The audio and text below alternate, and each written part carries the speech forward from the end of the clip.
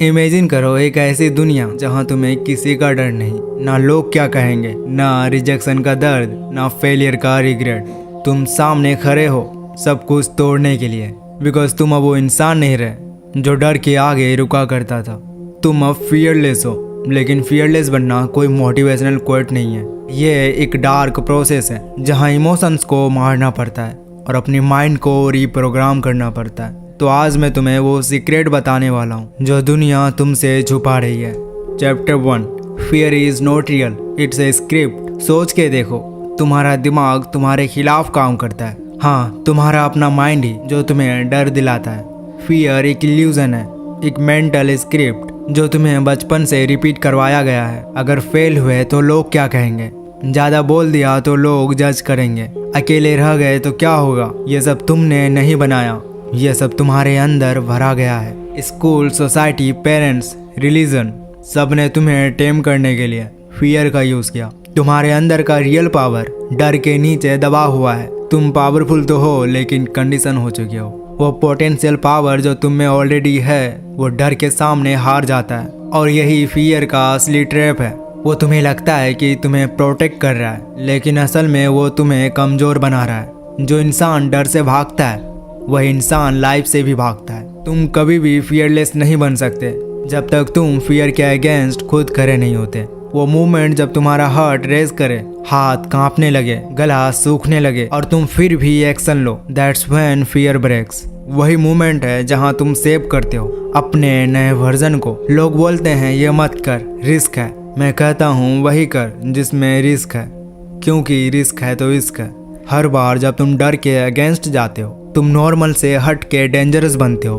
तुम्हारा mind evolve करता है। जो दुनिया के लिए अनकंफर्टेबल होता है लेकिन तुम्हारे लिए कंफर्टेबल होता है। सो अब जब फियर आए उसे अवॉइड मत करो, उसे स्पॉट करो, उसे देखने की हिम्मत रखो और फिर उस डायरेक्शन में चलते रहो, क्योंकि उसी डायरेक्शन में ही तुम्हारा रियल फियरलेस सेल्फ छुपा हुआ है। Chapter 2, you are the reason you are still afraid. तुम सोच रहे हो कि दुनिया तुम्हें रोकती है, लोग तुम्हें नीचे दिखाते हैं, सर्कमस्टेंसेस तुम्हारे अगेंस्ट हैं। सच बताऊं तो कोई और नहीं, तुम खुद ही हो अपने सबसे बड़ा दुश्मन।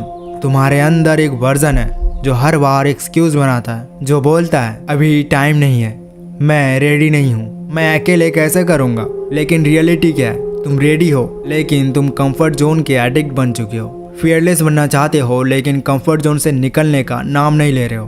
तुम्हें डर लगता है लोग क्या कहेंगे, पर क्या तुम कभी सोचते हो कि तुम खुद अपने बारे में क्या सोच रहे हो। सबसे डेंजरस बात यह नहीं है कि लोग तुम्हें जज करेंगे, सबसे डेंजरस बात तो यह है कि तुमने खुद को ही रिजेक्ट कर दिया है।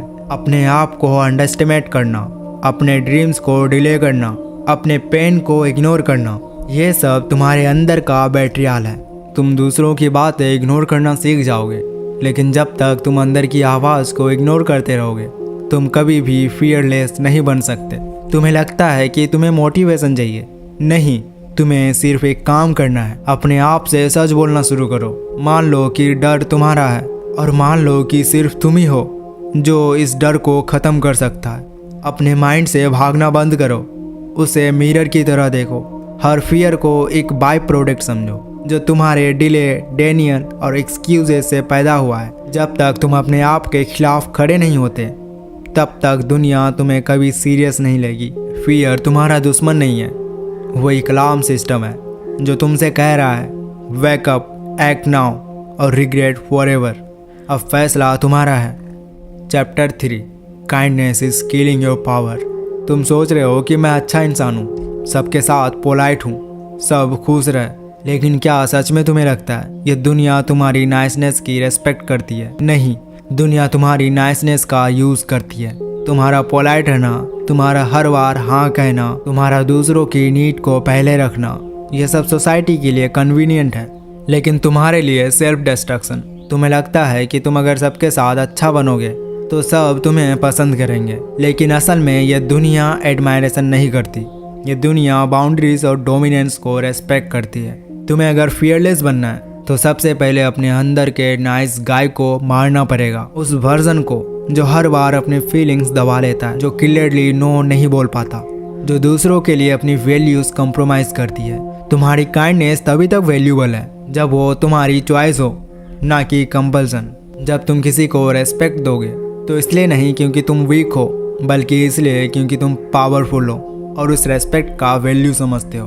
बट जब तुम सिर्फ इसलिए पोलाइट हो क्योंकि तुम्हें कन्फ्रंटेशन से डर लगता है, रिजेक्शन से डर लगता है, अकेले रहने से डर लगता है, तब समझ लो तुम काइंडनेस नहीं दे रहे, तुम अपना पावर लूज कर रहे हो। स्ट्रॉन्ग लोग सबके फ्रेंड नहीं होते, वो सिलेक्टिव होते हैं, वो क्लियर होते हैं, और सबसे इम्पोर्टेंट वो किसी के भी पपेट नहीं बनते। अब फैसला तुम्हारा है, तुम एक हार्मलेस नाइस गाय बनोगे जिसको सब इग्नोर करते हैं, या एक साइलेंट वॉल बनोगे जिसकी प्रेजेंस ही लोगों के कंफर्ट जोन को तोड़ देती है। Chapter 4, fear is not the enemy, it's the weapon. हर बार तुम फियर से लड़ते हो, हर बार उसे हटाने की कोशिश करते हो, लेकिन कभी सोचा है फियर तुम्हारा टूल बन सकता है? डर सिर्फ तब तक डेंजरस है जब तक तुम उसे समझते नहीं। जिस मोमेंट तुमने फियर को रीड करना सीख लिया, उस मोमेंट से तुम उसका कंट्रोल लूज करवा देते हो। फियर कोई वाल नहीं है, वही कंपास है जो तुम्हें बताता है कि तुम्हें अभी वही काम करना चाहिए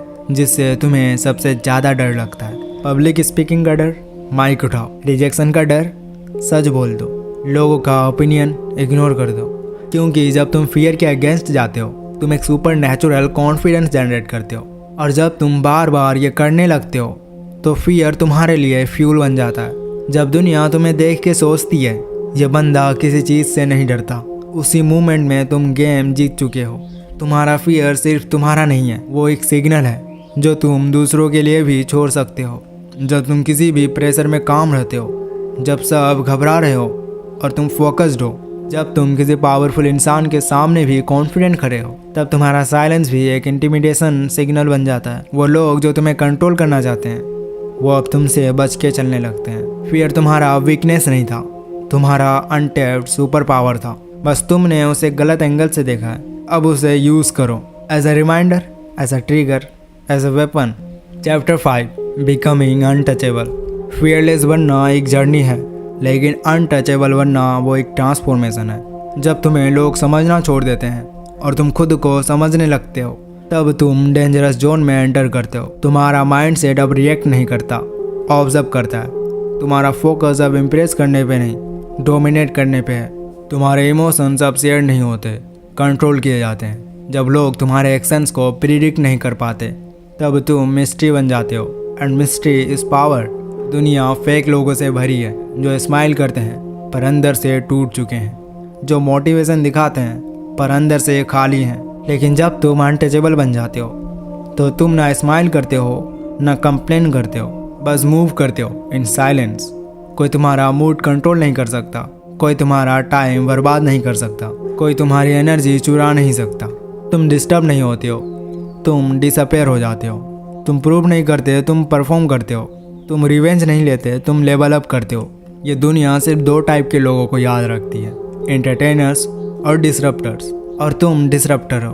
तुम उस माइंडसेट में हो जहां तुम्हें किसी की ज़रूरत नहीं, सिर्फ तुम्हारा पर्पस ही काफ़ी है। और जब एक इंसान उस जोन में चला जाता है वो अनटचेबल बन जाता है। फियरलेस बनना एक लेवल था, लेकिन अब तुम उससे आगे जा चुके हो। तुम अब उस कैटेगरी में हो जहां लोग तुम्हारा नाम सुनकर अलर्ट हो जाते हैं, तुम्हारी प्रेजेंस फील करके रेस्पेक्ट देने लगते हैं। Because now you are not just fearless, you are untouchable. और याद रखना, चैट सन से तुम्हें मोटिवेशन नहीं देता, वो तुम्हें डेंजरस बनाता है। Thanks for watching.